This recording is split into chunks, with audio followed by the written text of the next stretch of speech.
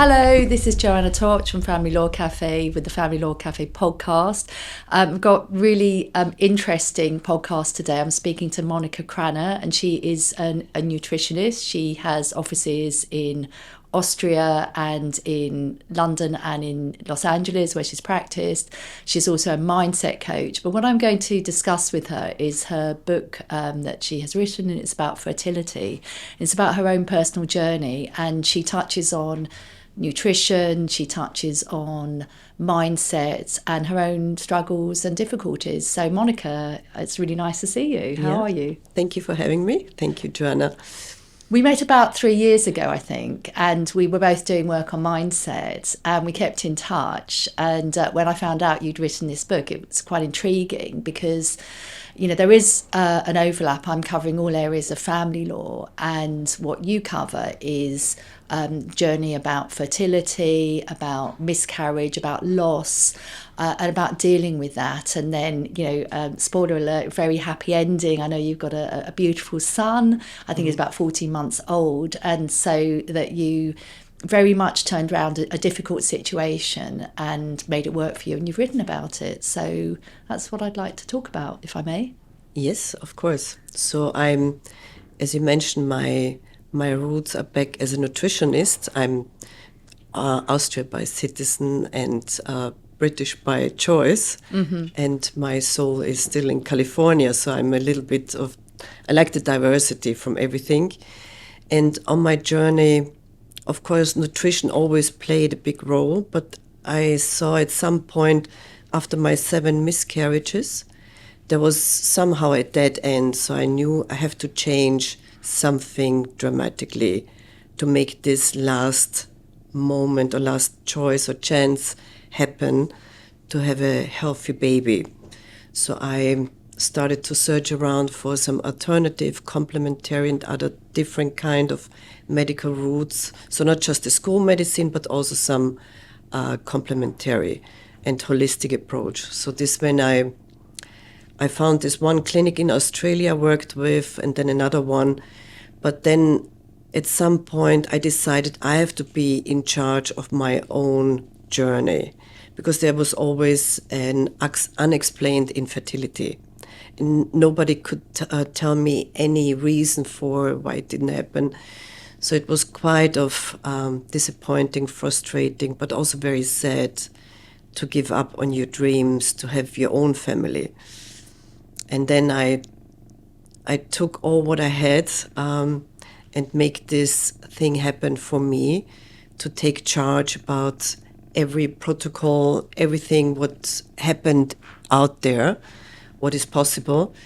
And after the 7 miscarriages, I now have a healthy boy.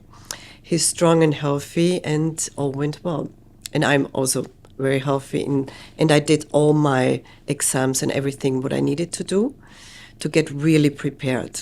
Yeah, I mean, there's a lot in your book, and this is, you know, a story that touches many people. One thing that I did pull out of your book was your discussion about fertility, and as you said, yours, it was unexplained. The reason that you had these losses, there's no medical reason given to you, and that you say how fertility very much becomes to do with the woman, but it is very much to do with the man as well. I thought that was very interesting perspective I hadn't thought about. You know, is that something you can discuss as to what, you know, obviously you had that knowledge, you've been a nutritionist internationally, and so there's a big part of the book about preparing yourself, but what can you discuss about both men and women getting prepared for this journey? Yeah, so that's a very good point, a good question for a lot of couples, because everybody, every doctor, every specialist, therapist look immediately at the woman's medical records and everything, and the male side is not always in the focus. So on my journey, I met one specialist. He said immediately, give me the records of your husband first, which was very significant for me. And this is when I dig into deeper about a lot of studies, when nowadays the cause of infertility is mostly 50% on the male side. Yeah, I noticed that. That's just something that people don't think about. I mean, if you go back through history and you think of, well, even in England, you have Henry VIII and, couldn't have a son and blamed the wife. And so it's an interesting statistic, isn't it? Yeah, very much. And this is, I think, a lot of clinics should have a consideration on this in this area, but it's at some point still a little bit taboo for some doctors and clinics to talk about. But it becomes more and more, and people are more and more open to look at the male side, and men are also more open. When I look at my clinic, I started with 90% women and 10% men. Nowadays I have 60% men and 40% women as clients. And who do you assist? So tell me a little bit about you and what you do.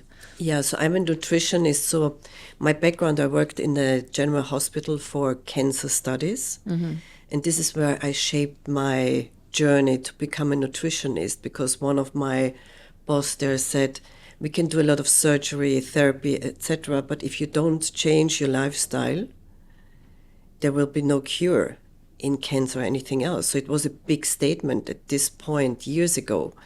So this when I started to study nutrition, and hand in hand later on I studied the area of mindset and how to rewire your brain and new program all thoughts and all this kind, which shaped my what I'm offering now to my clients. So so my clients basically, like I said, mostly they're men. They want to invest in their health, in their sleep, in their power, in their energy, but also from hair loss to skin problems. And nowadays, of course, with the outcome of my book is also infertility. And fertility is a big topic for female and male in this area.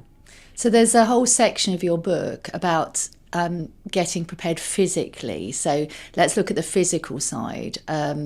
So you talk about what you eat. So tell us about the physical side. If it's something that you're struggling with, and you, in your case, you didn't know why, and you said you went to different clinics and they looked at you, they looked at your husband, but as I understand it, there was no reason given for these miscarriages. So how did you approach it on the physical side? Yeah, that's right. So I started to really focus much more, even though I come from the nutrition science background. I knew there was maybe some missing link or maybe some habits from my past. Because I'm still human, I like my chocolate cookies, whatever. So I knew I have to cut on some things as well. So what I really strictly did, I avoided to eat wheat and refined white sugar. I cut out coffee completely, because some coffee is toxic for some people. So I made some really strict changes, but also for my husband. So of course he was not always amused about, but this is, I think, lead to at the outcome we have today. So we both made some changes, not just when it comes to nutrition, but also to sleep, how to have a good proper sleep and good rest, but also at the environment, about how to use your phones and your rays and everything in your apartment, so environmental changes. So we did really cover a lot of audit. Tell us of some of those suggestions that you have for people maybe going through this. Where should they start? I mean, if they are going through this situation, what's a good way in? Yeah.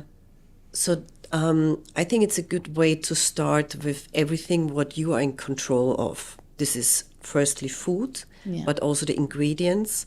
Look at the labels about some hidden ingredients which are not proper, unnecessary E-numbers, but also like trans fat, the refined fat, which is almost everywhere. And then to cut down, of course, alcohol, coffee if you need. Yeah, maybe 1-2 coffee are good per day, but everything more is for some people toxic. Then also look at your mindset. What brings you happiness, joy, pleasure, but also relaxes you. And also to not give you always the pressure to think positive, but maybe to lighten it a little bit and just get the state of being open. Whatever will happen, it will happen for a good reason, and not put too much pressure on you. This is very important, and have your quality time as well. So I want to come back to the mindset side, because that's a big feature of your book. If I can touch on now, if you're okay with this, you talk about your feelings of loss with miscarriage and how that affected you, and not wanting to speak to people and the effect on you. I mean, it's an incredible journey, the bereavements that you've had and how you dealt with that. So I'm sure there are people that are watching or listening that may have been through that. What can you say to take them through? Ooh, that's a big, deep question. It is. I think this is one of the biggest questions in the whole journey. Yeah, you have to take care about your own soul and your own mindset in a way what is right for you. It's good to have talk to your partner, this is very important, but also have a good supportive group. You have therapists if you want. But when it comes to be with yourself, it is good that you find some tools how to navigate through, either through affirmations, quotes, or writing, or whatever helps you. It is your journey, and it is important that you really connect with yourself and go through each stage, what you go through. It is one of my main tools was, of course, breathing. This helped me a lot. So some people may say we all breathe. Yeah. So what's different about the breathing that the breath work you did? Yeah, to really focus on that each breath goes through your body and you feel it really in your stomach and in your brain. This is very important. You can follow some YouTube videos or whatever you want, some guided breath work, but you can do your own, and this is what you can do everywhere and anywhere. Either it's in the shower, in the office, wherever you want, or in the car. But breathing brings you out of this stress in a really calm situation. This is the fastest, easiest way to get you out of any stress situation. To proper breathe, that you involve your limbs, and the limbs help you to support also the cells in your body, and you become clearer and more focused. What is your next step? You don't get stuck in the situation you're in. It's like you step out of it and can move on to do the next. And is there any particular breathing exercise that you would recommend, or is it just finding the one that's right for you? Yeah, so I do the triangle breathing. Mm-hmm. It's like simply inhale through your nose. Yeah. 6 seconds. Hold it 6 seconds. Why inhale through your nose? Because it's your filter. Mm-hmm. And hold it 6 seconds. And breathe it, exhale it like through a straw, mm-hmm. very slow and gentle. And you can feel it immediately calms you down. And this is when you can make better decisions for the next step. So breathing, did you meditate? Did you journal? Yes, I did meditate, I did journal. I created my own affirmations, mm-hmm. because sometimes I get distracted by reading affirmations sometimes and following. So this one I created my own affirmations, for example, mm-hmm. but also my bedtime affirmations, but also at least once a day I try to be grateful whatever happened on this day or will happen. Mm-hmm. So I was always grateful for the journey, mm-hmm. but this is only when I could start to shift my thoughts around it and what is important. And I knew it is my last chance. I'm not the youngest one anymore. This is my only chance. And this is why I said I take everything what is possible and put this in my energy and follow up on it.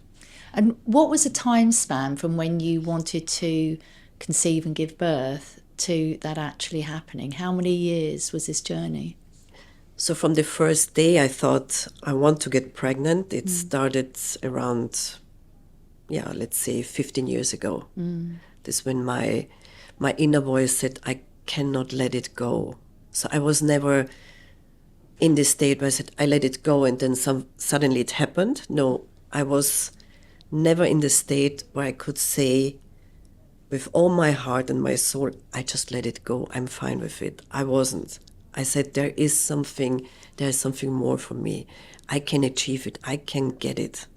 Was there any turning point where you felt that you would achieve this? Because I was just thinking about it, that sometimes bad things can happen, but this is just so personal and so private that people are not even necessarily going to know. You could be walking about carrying this very, very heavy burden, but with no one there to step in and just check that you're okay. So it's probably one of the toughest things anyone can go through.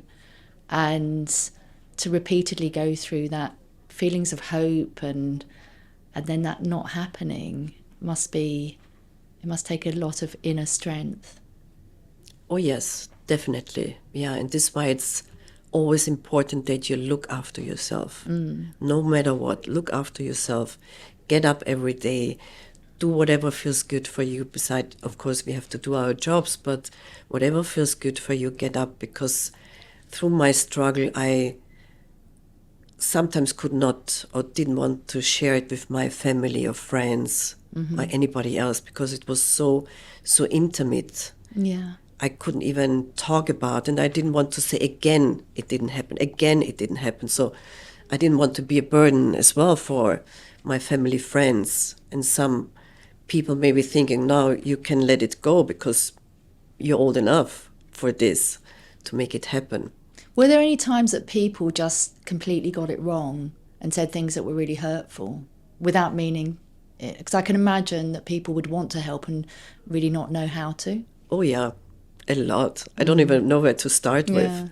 So it was before I got pregnant, during I was pregnant, and when I got my baby, a lot of people gave their unasked comments on it. Either they meant it or just didn't know how to reply on it. So there was a lot of, like one said, oh, having a baby is at least better than having cancer, right? So some things like, so weird things. Weird things. Is it even appropriate in your age, getting pregnant and your health, and look at you, and you will be an old mom, and what you're going for and what you're looking for, and your baby will have an old mother.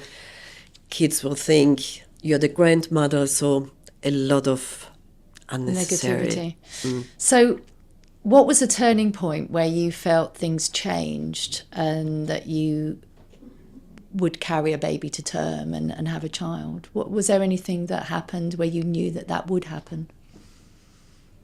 Yes, I felt it in my cells at some point, because I reached a state of mind where I don't just said I need to be positive. I was positive. It was not just imagine, it was feeling that I was open, I was positive, I was ready, and this time it will happen. Do you think that was the mindset work? Because I feel that, I can't compare my journey to yours, but, suddenly you do wake up, you feel like you've been pushing at it for, years, and you're like, you've become that person. It's not just work you're doing on yourself. You have changed. Yes, definitely, yeah. This is when you really, really feel it in your body. It's not just thinking and saying things.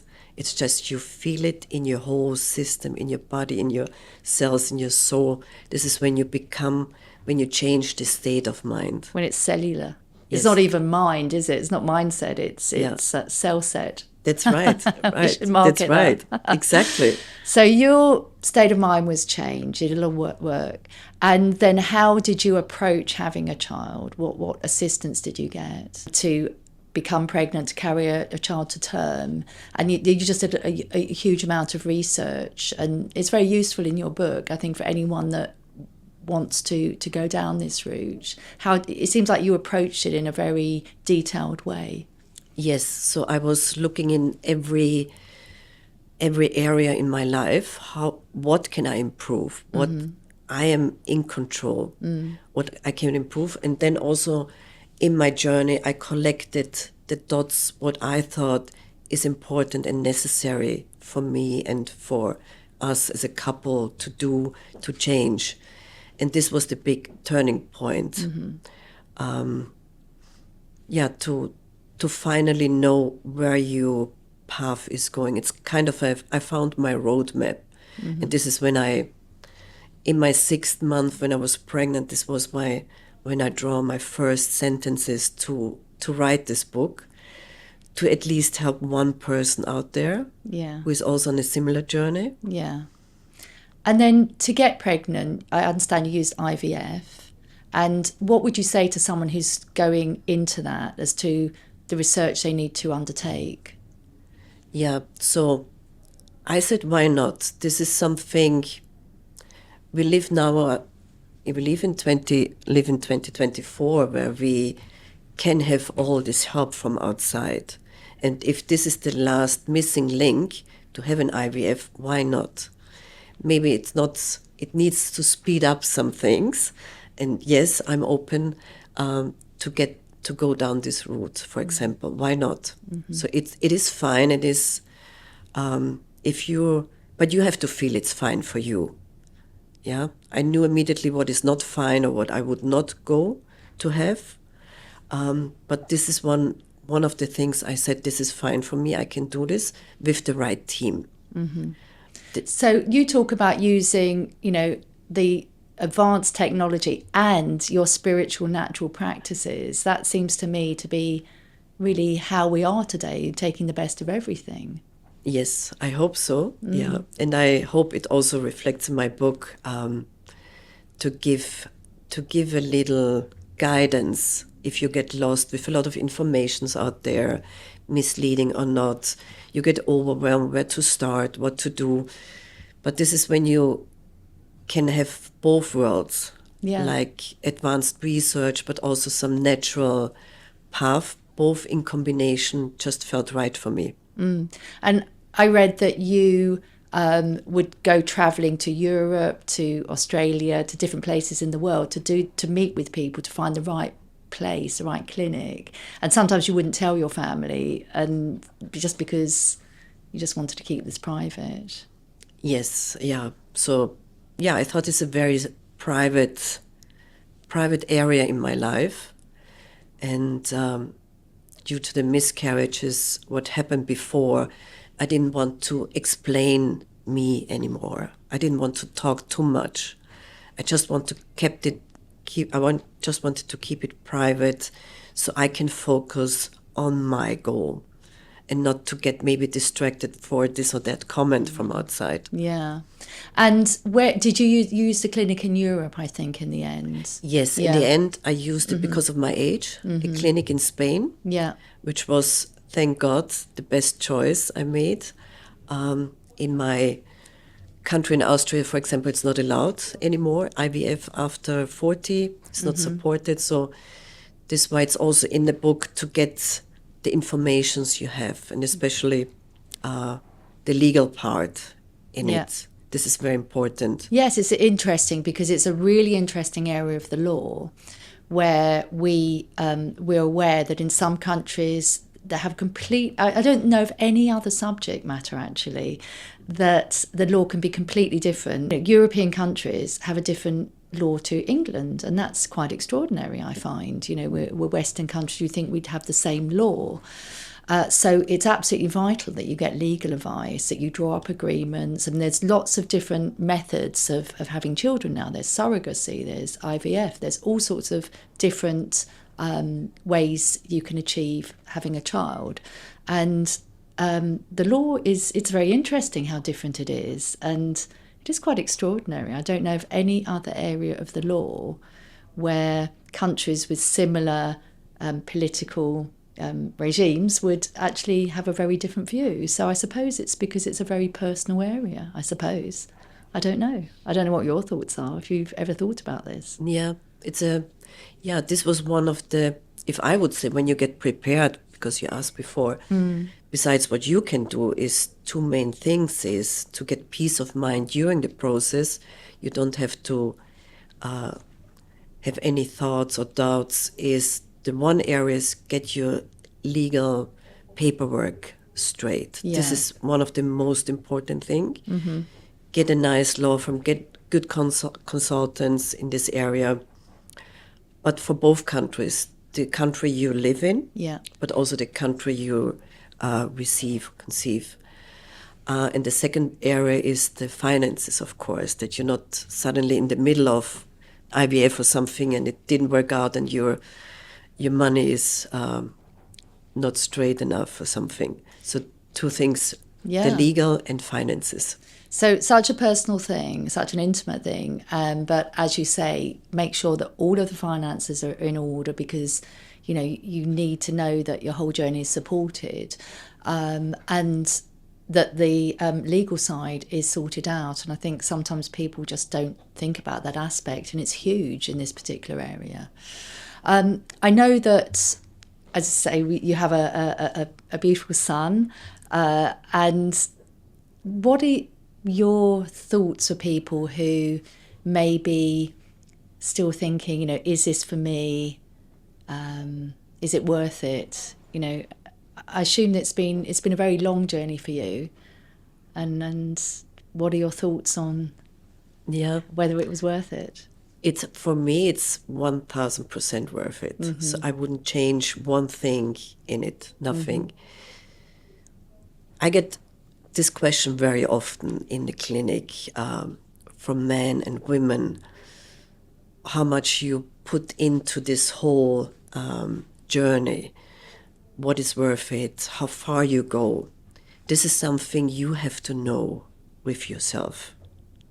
I just can say for me, it was 1,000% worth it. I don't regret it, nothing of it. But at the end, you have to answer your question with you. Is it worth it to go that far? Is it worth it for me to give up on this and that? Is it worth it for me to make these changes? So this is something you have to really feel inside and then just go for it.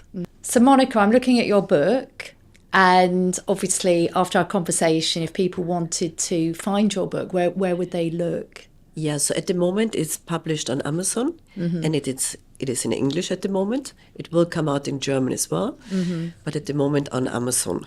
Okay. Yeah. And who is it aimed at? Or did you have someone in mind, or did you write it for yourself? Who would benefit from this book? So for me, it was, like I said, when I reached my sixth month of pregnancy, I thought I have to put some notes and to write a book about, because maybe there's somebody out there who maybe struggles the same like I am, and I just want to help, even if it's just one person. I want to help here. So it's such a pleasure talking to you. It's a lovely book, and it's really useful, not just lovely. I mean, it's obviously a very inspiring book, but it's got a lot of information about nutrition, about legalities, about mindfulness and spirituality.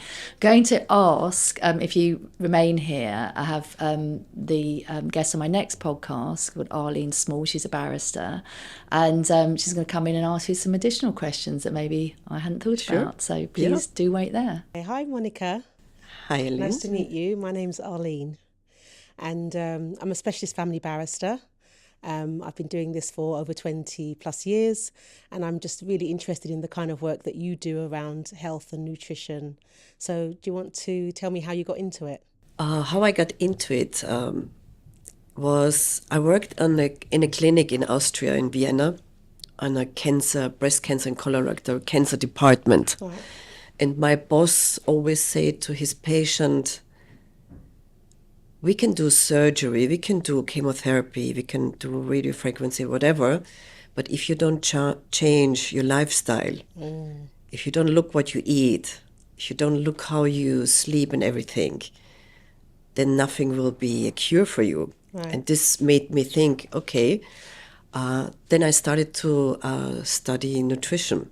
And this is how I quit my job at the clinic at some point, and I opened a place in Vienna, in London, and then in Los Angeles. This is how it started. That's quite an incredible story, actually. So out of that conversation, you had almost like a whole sea change. So a lot of the things that you're talking about sounds quite holistic. So you look at sleep, nutrition. Is that something that you've noticed it makes a difference? So rather than just look at exercise or just look at food, that there has to be a holistic approach? Yes, completely. So I think, in my honest opinion, there's 90% is the mindset. Right. Then it comes nutrition. Then in combination comes the exercise or moving. I don't even talk about exercise, but at least to move your body a little bit. Okay. And how challenging do people find that, like changing the mindset? Because that's quite a big, especially if you're in your later years, you've been doing things a certain way for a very long time. So have you found that people find that a struggle? Yes, sometimes, because every change is immediately, brings up insecurity a little bit, because I was a change manager in the past as well, in a pharmaceutical company for diabetes, and I knew every change immediately brings up insecurity and being a little bit against it, hesitant. Hesitant. So, thank you. So mindset is a big thing where you should start to work first on it. Okay. This is my honest opinion, then nutrition, then exercise. Okay. And you must have had some amazing results. Have you got any sort of stories of complete transformation or people that have just literally turned their whole lives around? Yes, I just had recently a client came to me. He was diagnosed with cancer and he already received chemotherapy and everything. Didn't look so well on the medical records. So when I talked to his doctor, because I always work holistically for the client or patient, so I always work in combination with the doctors. Right. And he changed really everything from mindset, nutrition, movement, everything. And he improved his cancer. He's now cancer-free. Wow. Even his doctor said, this is amazing. Yeah. He saw before and after the blood work and everything. Yeah. So this was one of my greatest story this year. That sounds fantastic. Yeah. It sounds very rewarding what you do and seeing those changes. Yeah. So the outcome is always my biggest paycheck, let's say. This is very rewarding. And I know this is probably putting you on the spot a bit, but if there was one single thing that you would tell people, right, you need to change this now, what's the one thing that we should be focusing on? You mean nutrition-wise? Yeah, health, well-being, nutrition, any sort of one golden rule that you would give us. I know I put you in a difficult position. There's so many. Yeah. But let's say when it comes, I would say first, proper breathing. Right. This would be one of my golden rules. Okay. And then 100 different ones. Brilliant. Thank you. Thank you.